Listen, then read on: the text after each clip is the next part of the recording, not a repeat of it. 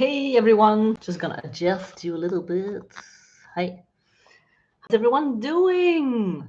Hoping to see some of you here live with all your burning questions today. But first off, don't forget to take the free quiz to find out the cat personality of your cat so you can help it in the best way possible.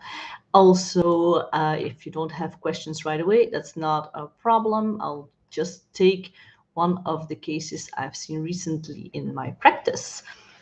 And by then you can let me know if you have any questions. Let me know also, where are you from? I don't know if you know this, but I'm from Belgium. And if you don't know where Belgium is, it's not the capital of Brussels. It's the other way around. A lot of people get that wrong when they're not from Europe. So I'm going to start with the cat Ramia. She is a female sterilized cat, and she has been with me for quite a bit, since 2016. So we have known her for quite a bit.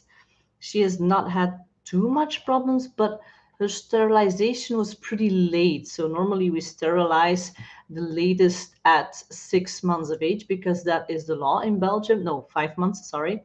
So before the law was there, us vets preferred to do it around 6 months before they become, uh, yeah, bodily mature to produce babies, kittens.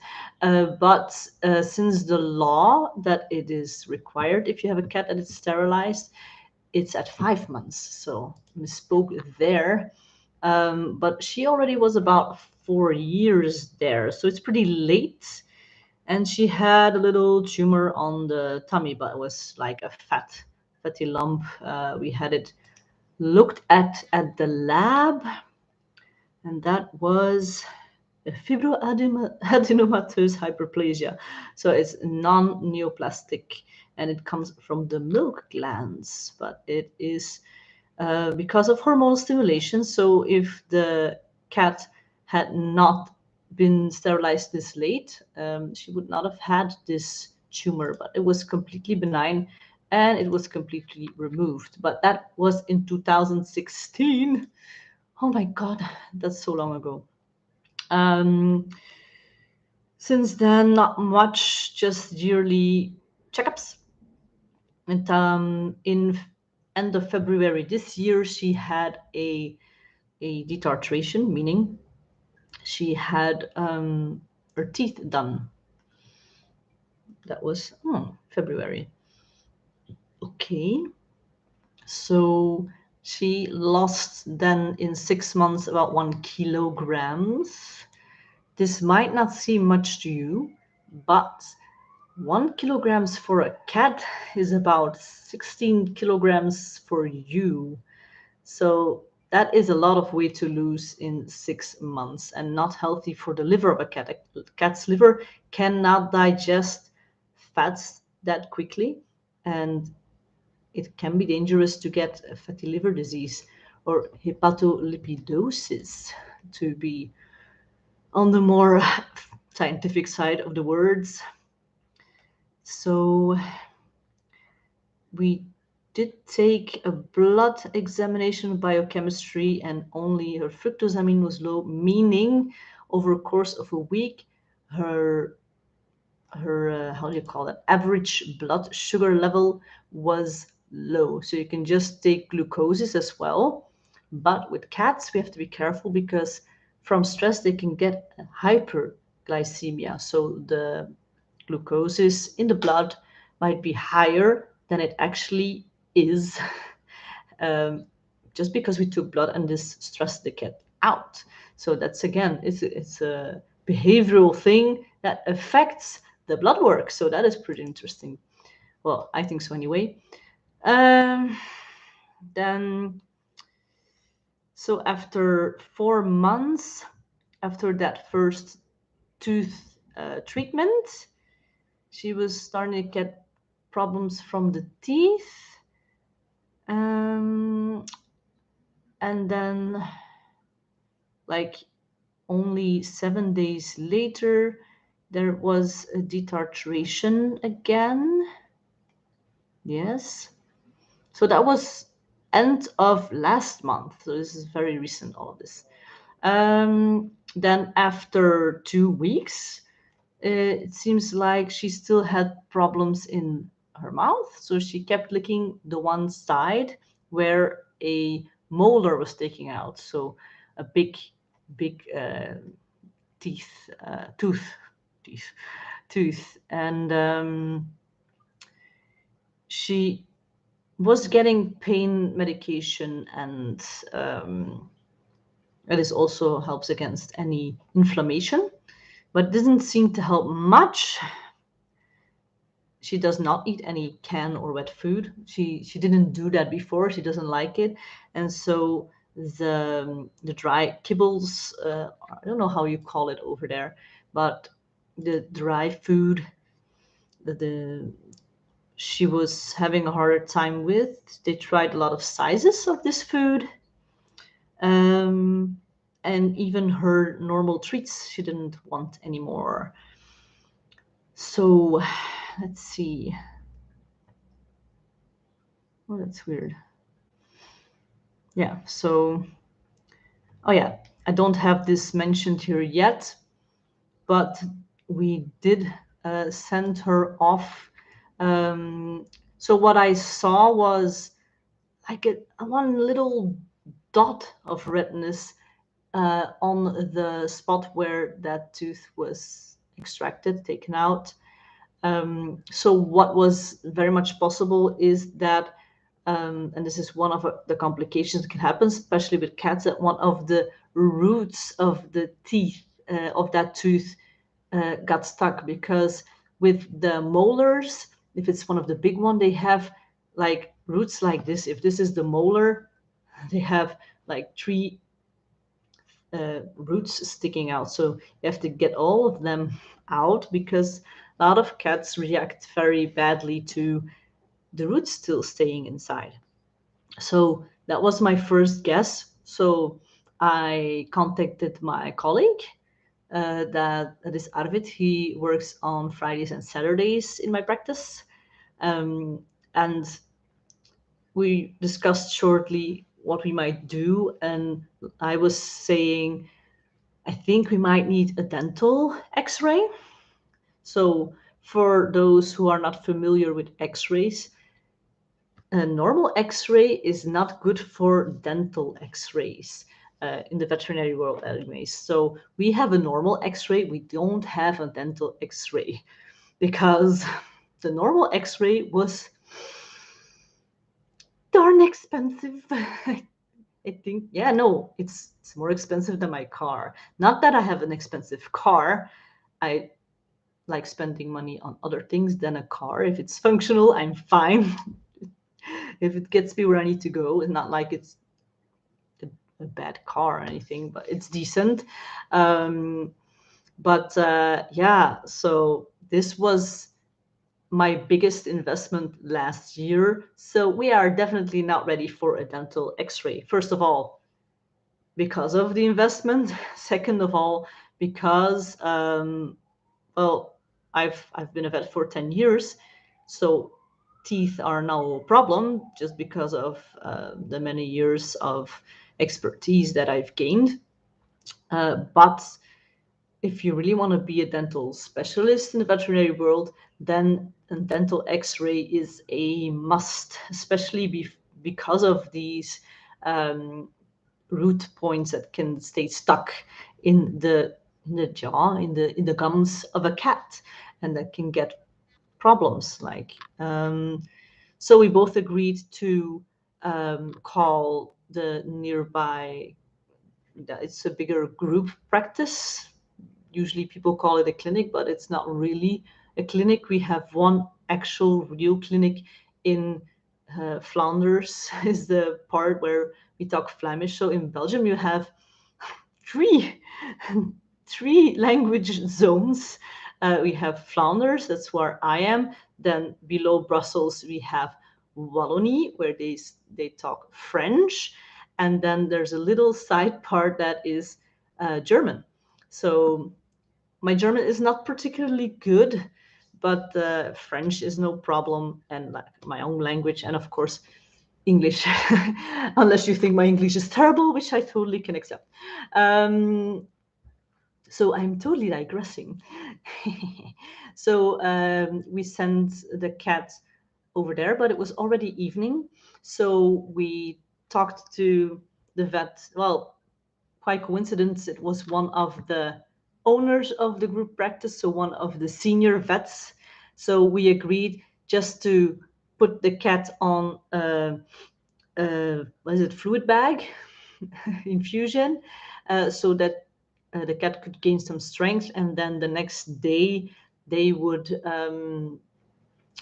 do a dental X-ray, and if there were any tooth root rests on the X-ray, they would extract them the next day.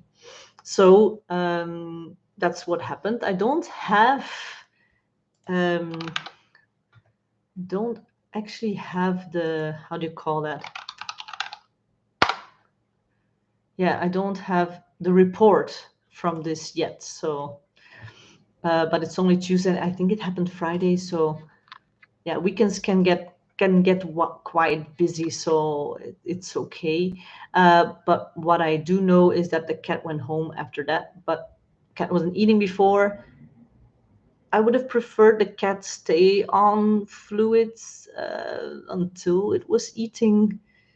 But yeah, they must have discussed it with the owner and decided to get the cat home.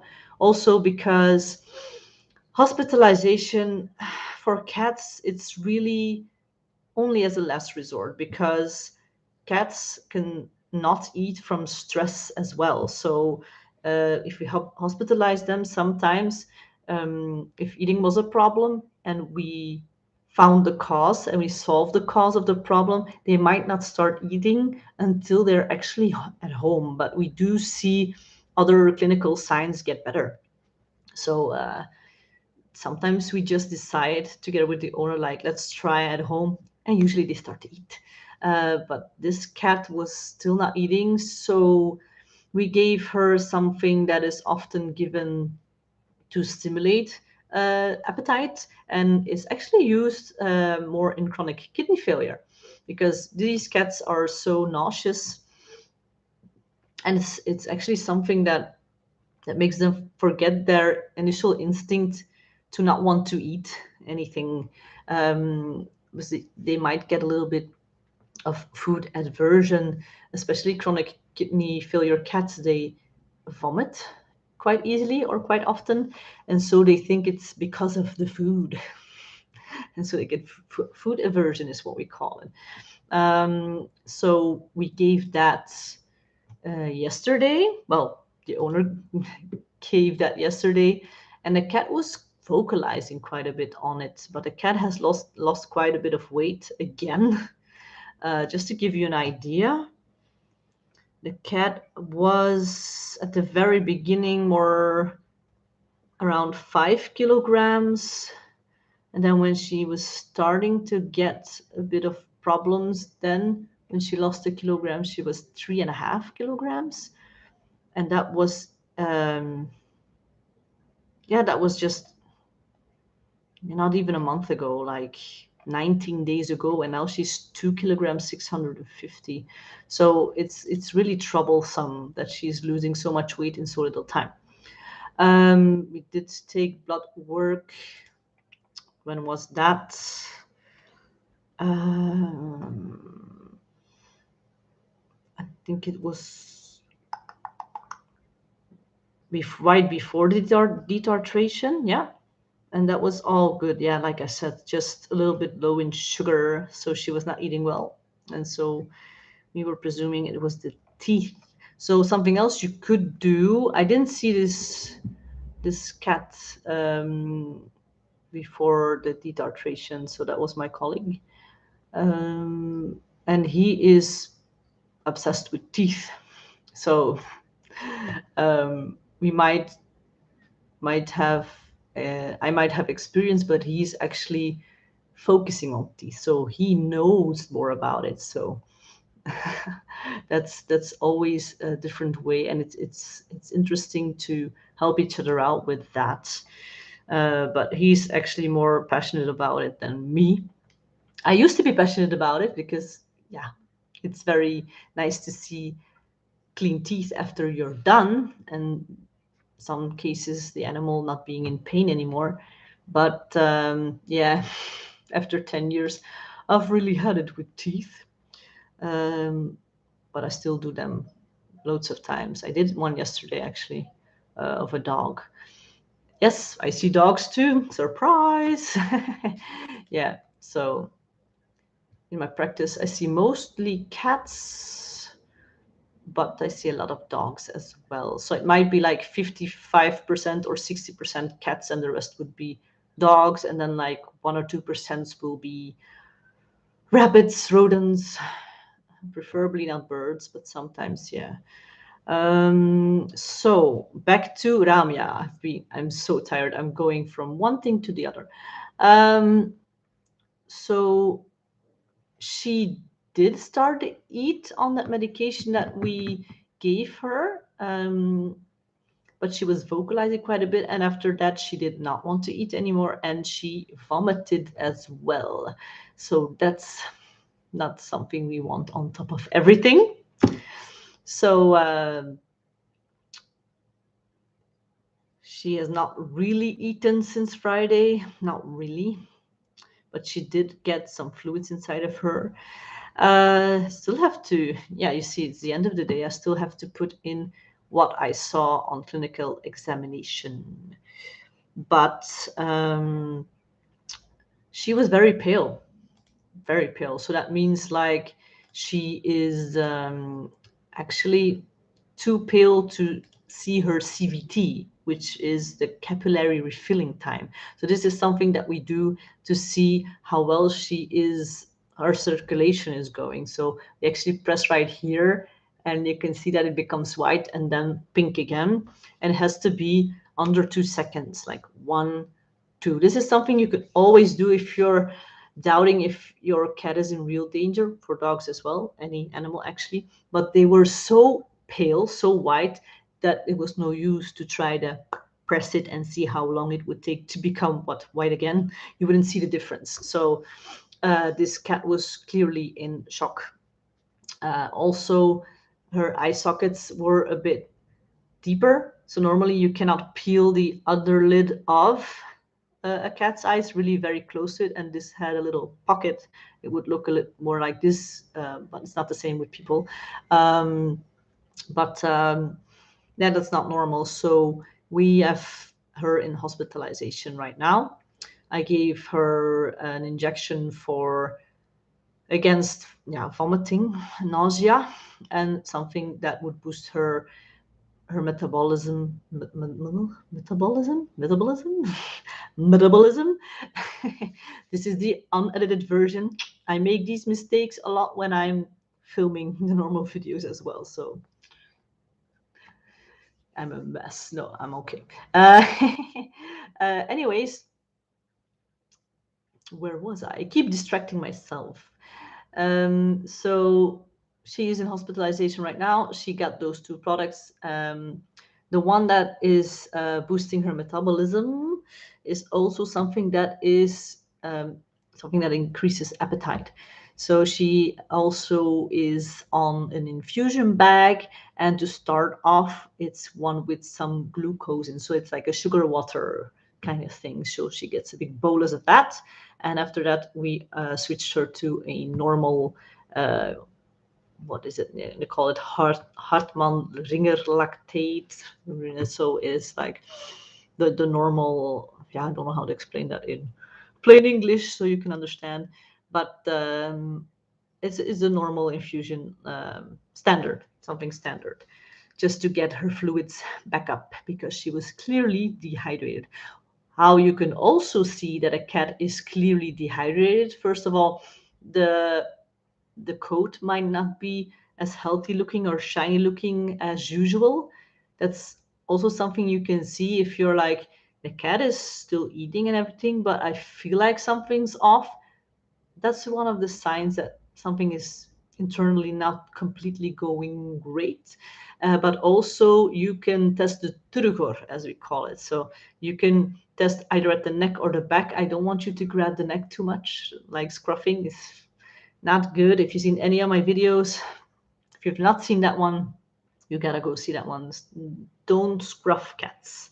But you can pick up the skin on the back, and if it's not going down right away, so I can test it here. So if it's not going down right away, then and it stays a bit up and then goes down, then it's also dehydrated.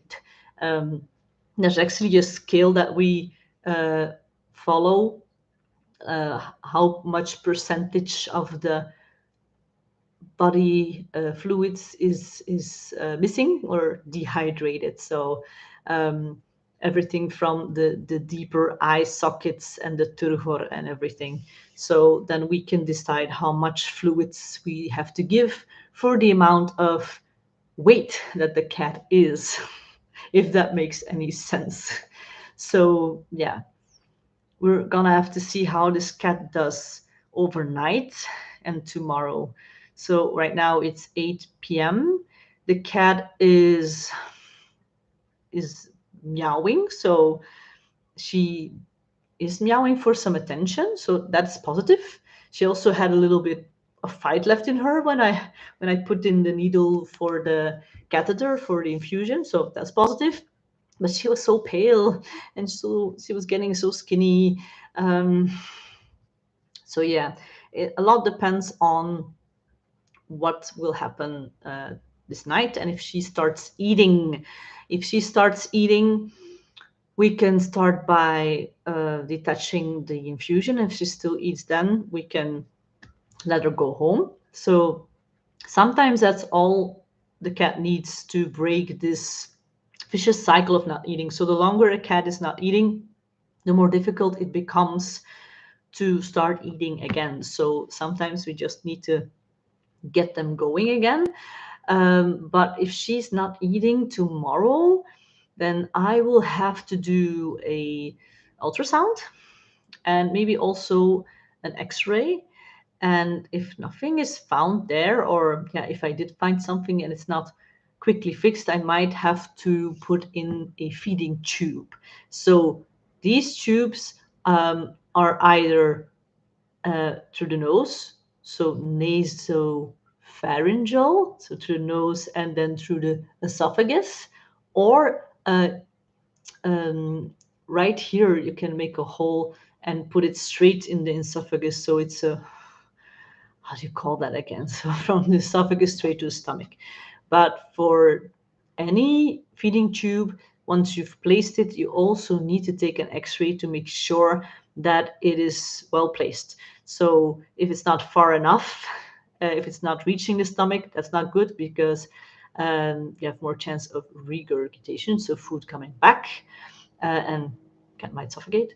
And if it's too far and curled up in the stomach, then it might get clotted, or it might poke the stomach too much and irritate the stomach, and that's not good either. So yeah. So you might think, oh, Nele, this is all very medical. Yes, but it did start again, like usually, the cat very slowly losing weight, and without her knowing, to lose weight, she was eating less.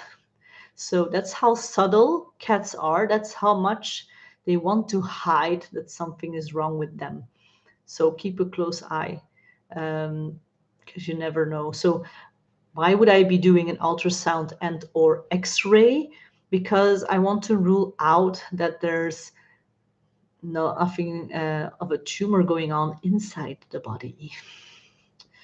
Because yeah, we can't see that. We cannot. Well, it's not like in humans that we can use certain tumor markers. Well, maybe very specialized veterinarian oncologists may, but it's not basic knowledge for the non-specialized vets on oncology. So there might be vets that have a special interest in oncology, and they look up more things about that. But in my case, I am not so much because, well, the thing is, you can't be interested in everything and expect to be good at everything. If a vet ever says they can do everything very well, perfectly, there's no such thing. So um, don't believe it. For normal human doctors, don't believe it either. So it's very good to have special interests in something and specializations. For me, that is cats all the way, but still more on how to approach the cats so they're less stressed in my practice, and to educate people on the signs of when a cat is not actually doing well. So actually seeing the hidden signs, also educate them how they can get their cat to the veterinary practice with a lot less stress, so we can examine them much more easily with less stress. Um, Also, it's you're not bound to one vet. If you feel like your vet is being too rough with your cat, I don't think it's a cat friendly vet. So you can always check out a new vet. Okay. Always follow your feelings. If you're not feeling at ease with this vet that you're going to, you're free to find another vet. Well, I hope if there are enough vets in your proximity, because it's easy to say here we have a vet almost every, well, in here in Aalst, in this city I live in and work in, every 1 to 5 kilometers there is a vet. So you can actually choose. So I hope everyone is actually hearing me, because that would suck if I did a whole stream without you hearing me. So if there are any other questions and you couldn't make it live here, you can leave them in the comments here below, and I will save them for the next live. So I'm doing quite a few live Q&As. So each week on Tuesday, if I can. Otherwise, I will mention it in my community tab. So keep an eye on that. I usually mention it about one day before. And if I have time on the day itself too. I don't always have time though. So I hope to see you in the next one. And I am really excited to find out what you have questions about. Okay, so I will see you next time. Bye, birdies. Bye.